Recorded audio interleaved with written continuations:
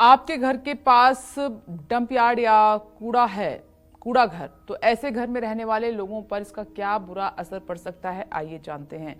पंडित जी, बुरा असर तो आप बता ही रहे हैं कि इसके साइड इफेक्ट क्या होंगे, लेकिन मैं चाहती हूँ कि जिनके घर ऑलरेडी ऐसी जगह पर हैं उनके लिए उपाय भी आप बताएं कि वो क्या कर सकते हैं। देखो, ये स्थिति शहरों में है। गांव में कोई कूड़ा का डंपिंग यार्ड नहीं होता है, ठीक है ना। गांव में सब कूड़ा अपने अपने मतलब कि सबके अपने एक कूड़ा फेंकने के जगह होते हैं, जो साल भर में उठा करके खेतों में चला जाता है खाद के रूप में जी, ठीक है। और गांव में सबके अपने होते हैं, जिसको मतलब कि कूड़ादान ही कहते हैं, लेकिन कूड़ा स्थान कहते हैं, लेकिन वो गांव के बाहर होते हाँ, हैं। वो कूड़े का ढेर जो होता है और वो दूर होता है। हाँ, उसमें बरसात के महीने में घर का जितना गोबर होता है वो भी जाता है, उसमें घर की जितनी राख होती है वो भी जाता है घर में वहाँ।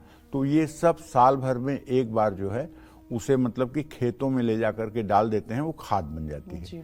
लेकिन शहरों में डंपिंग यार्ड होते हैं और डंपिंग यार्ड में जितनी चीजें डाली जाती हैं उससे बड़ी दुर्गंध निकलती है, और वो दुर्गंध आसपास के कम से कम 50 से 100 मीटर तक के लोगों को प्रभावित करती है। वहां से अगर आप गुजर रहे हैं ना, एक क्षण के लिए गुजर रहे हैं, और अगर आपकी गाड़ी का शीशा खुला हुआ है तो उसकी दुर्गंध असहनीय हो जाती है। और जो परमानेंट वहां रह रहा है उस दुर्गंध में, उसकी क्या स्थिति होगी, ये मेरे बताने की क्या जरूरत है। ये खुद आप अनुभव करो ना कि उसकी दुर्गंध, कोई नाला बह रहा है और नाले के बगल में आपका घर है, खिड़की खोलते ही दुर्गंध ऐसे प्रवेश करती है कि जैसे जान ले लेगी। केवल डंप यार्ड ही नहीं, गंदा अगर नाला बह रहा है तो उसकी दुर्गंध। अरे मैं तो यहां तक बताऊं आपको, जमुना जी पर आप अगर गाड़ी लेकर आ रहे हैं, जमुना जी पर ऐसी स्मेल आती है, ऐसी स्मेल आती है कि आप आश्चर्यचकित हो जाएंगे, क्योंकि यहां सारा गंदा पानी जमुना जी में डाल दिया जा रहा है। जमुना जी की पवित्रता तो नष्ट हो ही रही है, लेकिन उससे जो स्मेल आती है वो मतलब कि एकदम असहनीय है।